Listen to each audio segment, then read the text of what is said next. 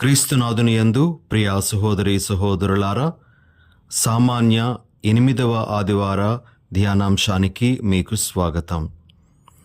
ఈనాటి మొదటి పఠనము శిరాపుత్రుడైన యేసు జ్ఞాన గ్రంథము 27వ అధ్యాయము 4 నుండి 7 వరకు ఉన్న వచనాల నుండి గ్రహింపబడింది. సువార్త పఠనము లూకా సువార్త 6వ అధ్యాయము 39 నుండి 45 వరకు ఉన్న వచనాల నుండి గ్రహింపబడింది. మరి ఈ పఠనాలను ఆధారంగా చేసుకొని దేవుని యొక్క సందేశాలను మనము స్వీకరించడానికి, ఆ సందేశానుసారంగా నడుచుకోవడానికి ప్రయత్నం చేద్దాం. మొట్టమొదటిగా ప్రియ సహోదరి సహోదరులారా, మన మాటలు ఏ విధంగా ఉండాలో మనము కొంతసేపు ధ్యానించడానికి ప్రయత్నం చేద్దాం. చాలా సందర్భాలలో మనము కొంతమంది మాట తీరును బట్టి వారి యొక్క సమక్షంలో ఉండడానికి ఇష్టపడుతూ ఉంటాం. మరి ఎవరెవరి సమక్షంలో మనము ఉండడానికి ఇష్టపడతామో మొదట మనం చూద్దాం.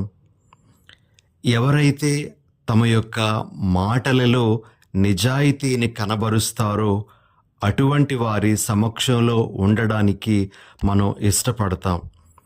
వారి మాటల ద్వారా వారు నిజాయితీ పరులో కాదో మనము గుర్తించగలం. కాబట్టి మాటలలో నిజాయితీ కనబరిచేటువంటి వారి సమక్షంలో ఉండడానికి మనం ఇష్టపడతాం. రెండవదిగా, తమ మాటల ద్వారా మనకు సంతోషాన్ని పంచి ఇచ్చేటువంటి వారి సమక్షంలో ఉండడానికి మనం ఇష్టపడతాం. సంతోషం అంటే ఏవో జోక్స్ చెప్పి మనలను నవ్వించేటువంటి వారు కాదు, కానీ మనకు వారి యొక్క మాటలు ఎంతో ఆనందాన్ని ఇచ్చేటువంటివిగా ఉంటాయి.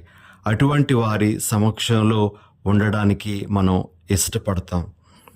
ఇక ఎవరి మాటల ద్వారా అయితే మనకి ఓదార్పు లభిస్తుందో, ప్రోత్సాహం లభిస్తూ ఉందో అటువంటి వారి సమక్షంలో ఉండడానికి మనం ఇష్టపడతాం. ముఖ్యంగా మనము కృంగిపోతున్నటువంటి సమయాలలో, మన మనస్సు బాగులేనటువంటి సమయాలలో వారి మాటలు వింటూ ఉంటే మనకు ఓదార్పుగాను బలంగాను అనిపిస్తుంది. కాబట్టి అలాంటి వారి సమక్షంలో ఉండడానికి, వారి మాటలు వినడానికి మనము ఇష్టపడుతూ ఉంటాం. ఇక ఎవరి సమక్షంలో మనం ఉండడానికి ఇష్టపడతామంటే, ఎవరి మాటలైతే ఒక సంఘర్షణను సద్దుమణిగేలా చేస్తుందో, ఎవరైతే తమ మాటల ద్వారా సంఘర్షణలను మరి ఆపడానికి ప్రయత్నం చేస్తూ ఉంటారో అటువంటి వారి సమక్షంలో ఉండడానికి మనం ప్రయత్నం చేస్తాం. ఎందుకంటే వారి యొక్క మాటలు శాంతిని నెలకొల్పడానికి, ఐక్యతను నెలకొల్పడానికి దోహదపడుతూ ఉంటాయి. కాబట్టి అలాంటి వారి సమక్షంలో ఉండడానికి మనం ఇష్టపడుతూ ఉంటాం. ఇంకా ఎలాంటి వారి సమక్షంలో మనం ఉండడానికి ఇష్టపడతామంటే, ఎవరైతే జరిగినటువంటి తప్పిదాలను నెమరు వేయకుండా ఉంటారో, ఎవరైతే క్షమాపణ అడిగేటువంటి వారుగా ఉంటారో, క్షమాపణ ఇచ్చేటువంటి వారుగా ఉంటారో అటువంటి వారి సమక్షంలో ఉండడానికి మనం ఇష్టపడుతూ ఉంటాం. మరి ఈ సందర్భాలన్నీ కలుపుకొని ఒక వ్యక్తి ఈ విధంగా అంటాడు, they words are the fruit of love within them. ఇలాంటి మాటలు మాట్లాడేటువంటి వారందరి యొక్క ఆంతరంగిక సౌందర్యాన్ని మనము చూడగలుగుతాం. వారి యొక్క మనసులో ఉండేటువంటి ప్రేమ అనేటువంటి సౌందర్యము వారి మాటల ద్వారా మనకు వ్యక్తం అవుతుంది. కాబట్టి వారి సమక్షంలో ఉండడానికి ఇష్టపడతాము అని మరి ఆ వ్యక్తి తెలియజేస్తూ ఉన్నాడు. అయితే ప్రియ సహోదరి సహోదరులారా, మన మాటలు మనము ఎలాంటి వారిమో పట్టిస్తుంది అని, మన వ్యక్తిత్వం అనేటువంటిది మన మాటల ద్వారా బయటపడుతూ ఉంది అని ఈనాటి మొదటి పఠనము మనకు తెలియజేస్తుంది. మొదటి పట్టణంలో శిరాపుత్రుడైన యేసు జ్ఞాన గ్రంథము 27వ అధ్యాయము 4 నుండి 7 వరకు ఉన్నటువంటి వచనాలలో 3 ఉపమానాలను గ్రంథకర్త మన ముందు ఉంచుతూ ఉన్నాడు. మన మాటలు ఎలాంటివిగా ఉంటాయి అంటే ఒక జల్లెడలా ఉంటాయట. జల్లెడను ఊపినప్పుడు మరి మట్టి పెళ్ళలు ఏ విధంగా ఆ జల్లెడలో మిగిలిపోతాయో అలానే మన యొక్క మాటల ద్వారా మన లోపాలు, మన దోషాలు ఏమిటనేటువంటిది బయటకు తెలుస్తూ ఉంది అనే విషయాన్ని ఈ ఉపమానం ద్వారా గ్రంథకర్త మనకు తెలియజేస్తూ ఉన్నాడు. రెండో ఉపమానం ఏమిటి అంటే ఒక కుండ యొక్క గట్టిదనం అనేటువంటిది అది ఆవములో పరీక్షింపబడినప్పుడు తెలుస్తుంది. అలానే మన యొక్క మాటలలో కూడా మన విలువలు ఏంటి, మన యొక్క శీలం ఏమిటో కూడా తెలియజేయబడుతూ ఉంది అని ఈ గ్రంథకర్త మనకు ఈ రెండవ ఉపమానం ద్వారా బోధిస్తూ ఉన్నారు. కాబట్టి మన మాటలు మన యొక్క శీలం ఎలాంటిది, మన యొక్క వ్యక్తిత్వం ఎలాంటిది, మనము ఎలాంటి విలువలకు కట్టుబడి ఉంటామో తెలియజేస్తూ ఉంటాయి అనే విషయాన్ని మనకి వాక్యం తెలియజేస్తూ ఉంది. ఇక మూడవ ఉపమానం ఏమిటి అంటే పండును బట్టి ఆ చెట్టుకు ఎలాంటి సంరక్షణ ఇవ్వబడిందో మనము గుర్తించగలం. అదేవిధంగా మన యొక్క మాటల ద్వారా మన యొక్క స్వభావము, అదేవిధంగా మనము పెరిగినటువంటి ఆ తీరు, పెంపకము ఇవన్నీ కూడా బయటపడుతూ ఉంటాయి ప్రియమైనటువంటి సహోదరి సహోదరులారా. కాబట్టి ఈ 3 ఉపమానాల ద్వారా శిరాపుత్రుడైనటువంటి యేసు ఈ విధంగా మనకు తెలియజేస్తూ ఉన్నారు. మన మాటల ద్వారా మన యొక్క వ్యక్తిత్వం అనేటువంటిది బయటపడుతూ ఉంది అని. మరి ఈరోజు మన మాటలు ఎలా ఉండాలో మనము కొన్ని వాక్యాల ఆధారంగా తెలుసుకోవడానికి ప్రయత్నం చేద్దాం. ముందుగా శిరాపుత్రుడైన యేసు జ్ఞాన గ్రంథంలోని కొన్ని వాక్యాలను, తరువాత సామెతల గ్రంథంలోని మరికొన్ని వాక్యాలను మనము ఈరోజు మరొకసారి జ్ఞాపకం చేసుకుందాము ప్రియమైన సహోదరి సహోదరులారా. శిరాపుత్రుడైన యేసు జ్ఞాన గ్రంథం 18వ అధ్యాయము 16, 17 వచనాలలో ఈ విధంగా వ్రాయబడింది. మంచు కురిసినప్పుడు ఎండ వేడిమి సమసిపోవును కదా, నీవిచ్చు వస్తువు కంటే కూడా నీ మాటలు ముఖ్యము. కరుణాపూరిత వాక్యములు ప్రశస్త దానము కంటే శ్రేష్టమైనవి, కానీ ఉదార స్వభావుడు ఈ రెండింటిని కూడా ఇచ్చును. ఈ వాక్యాల ద్వారా గ్రంథకర్త మన యొక్క మాటలు ఎంత చక్కగా ఉండాలో, మనం కరుణాపూరితంగా మాట్లాడుతూ ఉండేటప్పుడు ఆ మాటలు ప్రశస్త దానాల కంటే కూడా విలువైనటువంటివి అని చెప్తూ ఉన్నాడు. ఇక శిరాపుత్రుడైన యేసు జ్ఞాన గ్రంథము 22వ అధ్యాయము 27వ వచనంలో మనము ఈ విధంగా చదువుతాం. నా నోటికి ఎవరైనా కావలియుండి విజ్ఞతతో నా పెదవులను మూయించిన ఎంత బాగుండును, అప్పుడు నేను తప్పులు చేయకుందును, నా జిహ్వ నన్ను నాశనం చేయకుండును. ఈ మాటల ద్వారా మన నాలుకను ఎవరైనా అదుపులో ఉంచుకుంటే ఎంత బాగుంటుందో కదా అని గ్రంథకర్త మనకు తెలియజేస్తున్నాడు. మరి ఇంకొక వాక్యము శిరాపుత్రుడైనటువంటి యేసు జ్ఞాన గ్రంథము 28వ అధ్యాయము 17, 18 వచనాలలో మనము ఈ విధంగా వింటాం. కొరడా దెబ్బ ఒడలి మీద బొబ్బలు పొక్కించును, కానీ దుష్ట జిహ్వ ఎముకలను కూడా విరుగగొట్టును. కత్తివాత పడి చాలామంది చచ్చిరి, కానీ నాలుక వాతబడి చచ్చిన వారు ఇంకా ఎక్కువ. ఈ విధంగా మన మాటలు ఏ విధంగా కీడును చేస్తాయో ఆ కీడు కూడా ఎంత ఘోరంగా ఉంటుందో ఈ వాక్యం మనకు స్పష్టం చేస్తూ ఉంది. అదేవిధంగా 23 నుండి 26 వరకు ఉన్నటువంటి వాక్యాల ద్వారా కూడా ప్రభు ఈ విధంగా మాట్లాడుతూ ఉన్నారు. ప్రభువును విడనాడిన వారినే జిహ్వ బాధించును, ఆరని మంటలతో వారిని దహించివేయును. అది సింహము వలె వారి మీదికి దూకును, చిరుతపులి వలె వారిని చీల్చివేయును. నీ పొలముకు ముళ్ళకంచె వేయుదువు కదా, నీ ధనమును పెట్టెలో పెట్టి తాళము వేయుదువు కదా. అట్లే నీ ప్రతి పలుకును తక్కెడలో పెట్టి తోచుము, నీ నోటికి తలుపు పెట్టి గడె బిగింపుము. నీ నాలుక వలనే నీవు నాశనమైపోకుండునట్లు, నీ పతనమును ఆశించువాని ఎదుట నీవు వెల్లకిల పడకుండునట్లు జాగ్రత్త పడుము. ఇలా మనకు ఎన్నో వాక్యాలు శిరాపుత్రుడైన యేసు జ్ఞాన గ్రంథంలో కనబడతాయి. ప్రియ సహోదరి సహోదరులారా, మరి కొన్ని వాక్యాలను మనము సామెతల గ్రంథం నుంచి కూడా వినడానికి ప్రయత్నం చేద్దాం. సామెతల గ్రంథము 15వ అధ్యాయంలో 1వ వచనం ఈ విధంగా మనకు తెలియజేస్తూ ఉంది. మృదువుగా మాటలాడినచో కోపము చల్లారును, కటువుగా పలికినచో ఆగ్రహము పెచ్చును. తర్వాత 4వ వచనం ఈ విధంగా ఉంది.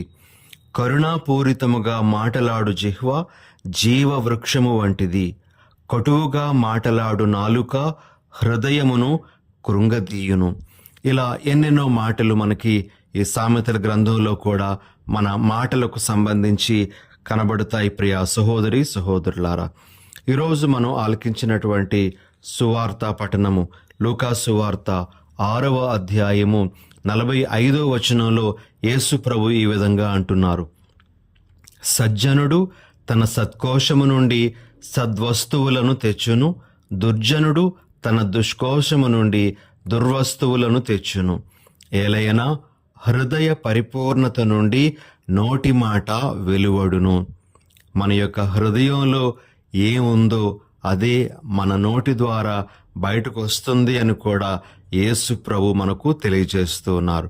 కాబట్టి ప్రియ సహోదరి సహోదరులారా, ఈరోజు మన మాటల విషయంలో మనము జాగ్రత్తగా ఉండాలి. మన యొక్క మాటలు బాధించే మాటలుగా ఉండకూడదు, కానీ మన మాటలు విలువ కలిగిన మాటలుగా, విలువలను నిలబెట్టేటువంటి మాటలుగా మనము ఎల్లప్పుడూ నిలుపుకోవడానికి ప్రయత్నం చేయాలనేటువంటిదే ఈనాటి పఠనాల సారాంశంగా మొదటగా మనం గ్రహించాలి. ఇక రెండవ సందేశానికి వెళ్ళినట్లయితే, ప్రియ సహోదరి సహోదరులారా, యేసు ప్రభు తరచూ ఖండించేటువంటి ఒక పాపము గురించి ఈరోజు మనము ఆలకిస్తున్నాం. ఆ పాపం పేరే కపటత్వం. యేసు ప్రభు పరిసయ్యులను గాని, ధర్మశాస్త్ర బోధకులను గాని, ప్రధానార్చకులను గాని, పెద్దలను గాని ఖండించడానికి గల ముఖ్య కారణము వారిలో ఉండేటువంటి కపటత్వం. ఈరోజు మనము సువార్త పఠనంలో ఈ విధంగా ఆలకిస్తాం. లూకా సువార్త 6వ అధ్యాయము 42వ వచనం. నీ కంటిలోని దూలమును గమనింపక నీ సోదరునితో, సోదరా, నీ కంటిలోని నలుసును తీసివేయనిమ్ము అని ఎట్లు చెప్పగలవు? కపట వేషధారి, ముందుగా నీ కంటిలోని దూలమును తీసివేసుకొనుము, అప్పుడు నీ సోదరుని కంటిలోని నలుసును తీసివేయుటకు నీ చూపు స్పష్టముగా ఉండును. ప్రియమైన సహోదరి సహోదరులారా, కపటత్వము అనేటువంటి ఆ పదాన్ని ఇంగ్లీష్లో హిపోక్రిట్ అని అంటారు. అయితే హిపోక్రిట్ అనేటువంటి ఆ పదము గ్రీకు భాష పదానికి సంబంధించింది. గ్రీకు భాషలో దాని యొక్క అర్థము నటుడు, యాక్టర్ అని అర్థం. గ్రీకు సంస్కృతిలో నటీనటులు ఏదైనా ప్రదర్శన ఇచ్చేటప్పుడు వారి ముఖానికి ఒక ముసుగును తొడుగుకొని వారు ప్రదర్శించేవారు. నిజానికి వారు ఇంకొకరిలా నటించడం అనేటువంటిది చేస్తారు. వారు కానటువంటి వ్యక్తులుగా వారు నటిస్తారు. వారినే మనము నటులు అంటాం. నటులు అంటే ఇంకొకరిలా వర్తించేటువంటి వారు. అయితే ఇదే విధానము కొందరి యొక్క జీవితంలో కూడా కనబడుతుంది. వారు కానటువంటిది వారు తమ జీవితంలో చూపించడానికి వారు ఆరాటపడుతూ ఉంటారు. ఆ విధంగా వారు తమ కపటత్వాన్ని చాటి చెప్పుకుంటూ ఉంటారు. ప్రియమైన సహోదరి సహోదరులారా, ఈ కపటత్వానికి వ్యతిరేకమైనటువంటి దానిని ఇంగ్లీష్లో మనము ఇంటెగ్రిటీ లేదా యథార్థత అని చెప్పుకోవచ్చు. ఈ యథార్థతను మనము 3 విధాలుగా ప్రదర్శించగలము లేదా 3 విధాలుగా మనము సంపాదించుకోగలం. అదేమిటి అంటే, మొట్టమొదటిది ప్రియ సహోదరి సహోదరులారా, మన బయట జీవితానికి లోపలి జీవితానికి పొంతన ఉండాలి. ఒక మంచి చెట్టు మంచి పళ్ళను ఇచ్చేటువంటి రీతిలో మనము మంచి వ్యక్తులుగా లోపల కూడా ఉండి మంచి ఫలాలను ఇచ్చేటువంటి వ్యక్తులుగా ఉండాలి. కాబట్టి harmony between a persons interior and exterior life, ఇది ఒక విధానం.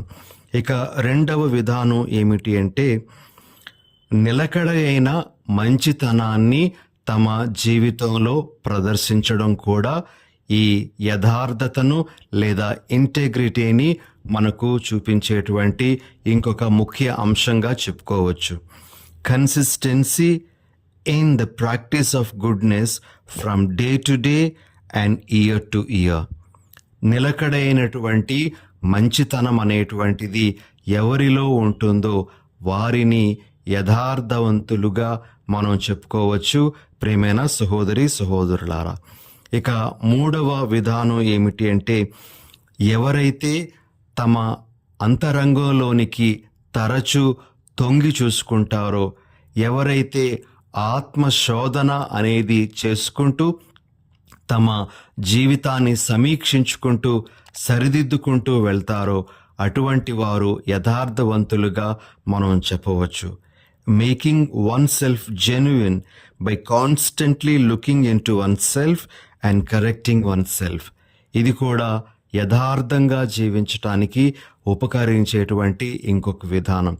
ఈ విధంగా ప్రభువు మనము యథార్థవంతులుగా జీవించాలే గాని కపట వేషధారులుగా ఉండకూడదు అని మనకు తెలియజేస్తున్నారు.